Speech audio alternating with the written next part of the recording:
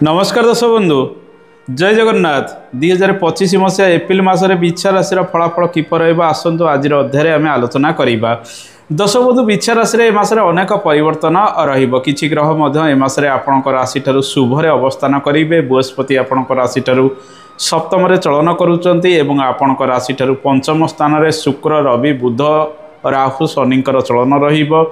रविंकर चलन आपण राशि षष्ठ स्थान में एप्रिल मास 14 तारिख पणा संक्रांति ठारू रहिबो, किंतु आपणकर राशि अधिपति मंगल ए मासरे अशुभरे चलन करेंगे। मास आरंभ से अष्टम स्थान में चलन करेंगे। 3 तारिख ठारू से नवम स्थान कर्कट राशि में नीच राशि में प्रवेश करेंगे। केतुंकर चलन आपण राशि एकादश स्थान में रहिबो। जेहेतु आपणकर राशि अधिपति मंगल मास सारा अशुभरे रहउचंती, स्वास्थ्य को नहीं छोट मोट समस्या उपजी पारे, रक्तचाप जनित समस्या बढ़ी पारे। जानवाहन प्रति सावधानता अवलंबन करेंगे, कारण मंगल अष्टम चलन करुँच तत्पर नवम चलन करेंगे। आंठुरे किसी पीड़ा भोग करी।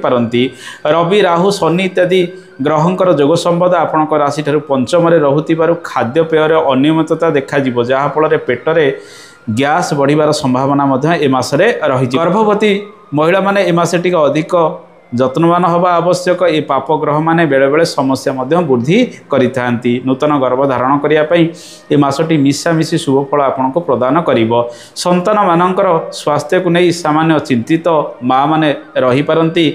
माँ को स्वास्थ्य रे उन्नति आसीबो। बापा को स्वास्थ्य सामान्यतम ए मासरे रहिबार संभावना रही। ए मासरे रविंकर चलन आपण राशि ठारू षष्ठ स्थान में एप्रिल मास 14 तारिख परठारू रहिबो। डाक्तरंकर परामर्श करी आपण धीरे धीरे रोगरु आरोग्यता लाभ करेंगे। रवि षष्ठ चलन करेंगे पणा संक्रांति ठारू, जहाँफल ऋण जनित कार्य क्षेत्र में आपड़ सफल हेबे। विवाद मुक्ति पाइबार संभावना यह बढ़ाइब। कोर्ट केस गुड़िक आग को त्वरान्वित होबार संभावना ए मासरे रही। ए मासरे सरकारी क्षेत्र में किसी सुजोग संक्रांति परठारू आपड़ हुए तो पाइपारती। पंचम स्थान में 5 गोटी ग्रहंकर जोग संबंध रहुथिबारु भिन्न भिन्न कर्म करिबार दक्षता आपणक पाखरे ए मासरे आसीबो। आपण यांत्रिक कर्म करें, क्रिएटिविटी बा कला संबंधित कार्य, लेखालेखी कार्य एवं वकिलाती संबंधित कार्य क्षेत्र में ए मासरे आपण सफलता पाइपारती। यांत्रिक कर्म रे सर्वाधिक शुभफल आपन को ए मासरे मिलिबाकू जाउची। दर्शक बंधु ए मासरे कोनोसी वाद विवाद रे आपण पड़ंतु नहीं। जत्नवान होई प्रत्येक कार्य करंतु।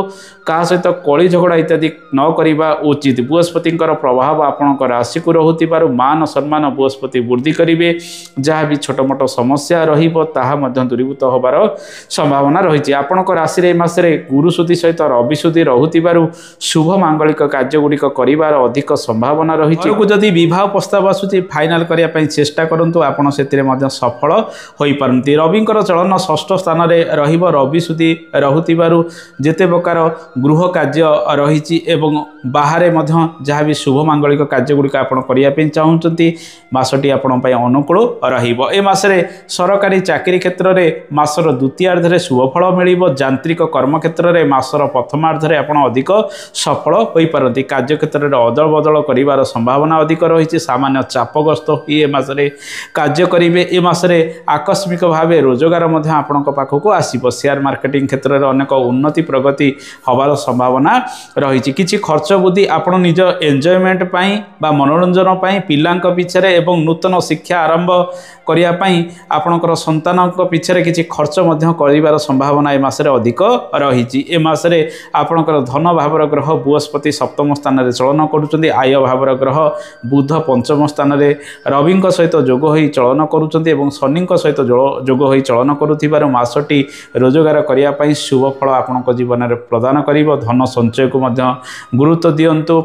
ए मासरे जो माने लॉटरी इत्यादि लगाउछन्ति टिके देखि चाहि निवेश करबा आवश्यक। दर्शक बंधु व्यवसाय वाणिज्य क्षेत्र में किछिटा उन्नति आसीबो, किंतु ग्राहक मानक सहित उत्तम कथबार्ता करबा आवश्यक। तांको सहित मनमालिन्य इत्यादि ए मासरे करंतु नाही। समस्त सहित उत्तम संपर्क रखी आपण आग को बढ़िबा आवश्यक। सप्तम स्थान में बृहस्पति रहुथिबारु कारोबार क्षेत्र में किछिटा वृद्धि परिलक्षित होबार संभावना रही। बुध पंचम स्थान में रहुथिबारु बुद्धि विवेक भल रहिबो। प्रत्येक कार्य करिवार दक्षता बुध प्रदान करेंगे एवं किसी निवेश व्यवसाय वाणिज्य ए मासरे आपण करि पारंती। दर्शक बंधु ए मासरे व्यवसाय बंधु माने ऋण न नहीं ऋण परिशोध करने चेष्टा करने आवश्यक। आपण राशि कर्माधिपति ବାଚସ୍पति रवि षष्ठ स्थान में चलन करुथिबारु बड़ बड़ विवाद जहाँ भी कर्मक्षेत्र में पूर्व लगी रोला ताहा धीरे धीरे सर्ट आउट होबार संभावना रही। विद्यार्थी मानक समय अनुकूल रहिबो। यांत्रिक शिक्षा क्षेत्र में विद्यार्थी माने आग को बढ़े। साइंस छात्र छात्री माने ए मासरे भल प्रदर्शन करने आवश्यक। कलार छात्र छात्री माने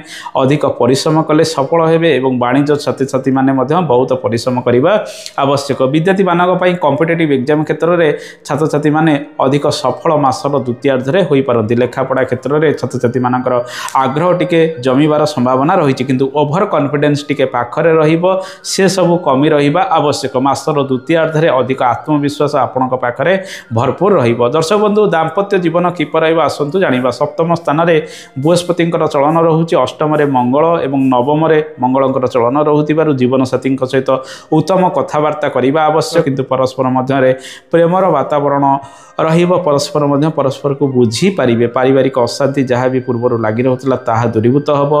महिला माने कर्मजीवी हेबे। जानवाहन कार्य क्षेत्र में अधिक सफल हेबे किंतु जमीबाड़ी कार्य क्षेत्र में छोट मोट समस्या रही। कागज पत्र प्रपर जांच करने आवश्यक। दर्शक बंधु ए मासरे लव लाइफ क्षेत्र में नूतन संभावना रहिबो। जदि पूर्वर क्या आपण भल पाउचंती ताको बाहाघरर रूप मध्य देई पारिबे। घर परिवार परामर्श करी नूतन लव पाई मध्य जोग रही। राहु सहित शुक्रंकर जोग रहुछि एवं बृहस्पति सप्तम स्थान में चलन करुथिबारु ए समय अनुकूल रहिबो। आपण काहाकु निजर मन कथा मध्य कहि पारंती। द्वादश भावर ग्रह शुक्र पंचम स्थान में चलन करुथिबारु उच्च शिक्षा पाई आपण विदेश गस्त करि पारंती किंबा घर ठारू दूर को जाई पारंती। कोनोसी बुलाबुली करिया पाई कोनोसी तीर्थ स्थल को भ्रमण करिया पाई मध्य आपण दूर स्थान को ए मासरे यात्रा करि पारंती। से सब दिगरे खर्च किछि बढ़िबार संभावना ए मासरे रहिछि। ए मासरे आपणकर भाग्याधिपति चंद्र अटंती। कर्माधिपति रवि अटंती। रवि ए मास सारा शुभरे रहुथिबारु विभिन्न क्षेत्र में उन्नति प्रगति हब। केवल निज कथारे नियंत्रण रखिबे। जानवाहन प्रति सतर्कता अवलंबन करिबे। वाद विवाद ठारू दूरे रहिबे। जेउ कार्य जेउ समय करिबा कथा से सब कार्य गुड़िक बिच्छा राशि व्यक्ति माने ठीक समय संपादित कले से माने विभिन्न दिगरे सफलता मध्य पाइबे। मान सम्मान मध्य वृद्धि पाइबार संभावना रहिबो। आसंतु जानिबा केउ केउ प्रतिकार करिबे। ए मासरे मंगल अशुभरे रहुथिबार प्रत्येक दिन श्री हनुमानकर उपासना करंतु। प्रत्येक मंगलवार एवं शनिवार दिन हनुमानकर उपासना करने सहित प्रत्येक दिन चालीसा पाठ करूँ। सुंदराकांड पाठ करूँ। श्री हनुमान पाखे लाल फूल अर्पण करूँ। फल भोग लगा। प्रत्येक शनिवार दिन महादेव पाखे आपण बेलपत्र अर्पण कर जलाभिषेक इत्यादि करूँ। सुख वृद्धि हम। दर्शक बंधु ये तो थिला बिच्छा राशि फलाफल। आशा करे कार्यक्रमटी आपको भल लगी। कार्यक्रम संपर्क में मतामत देवे। आज तो समय हो जाए। आज एतिकी आगामी अध्याय आपण सहित पुनः देखा हे। से पर्यंत आम विदाय नौचु। जय जगन्नाथ। धन्यवाद।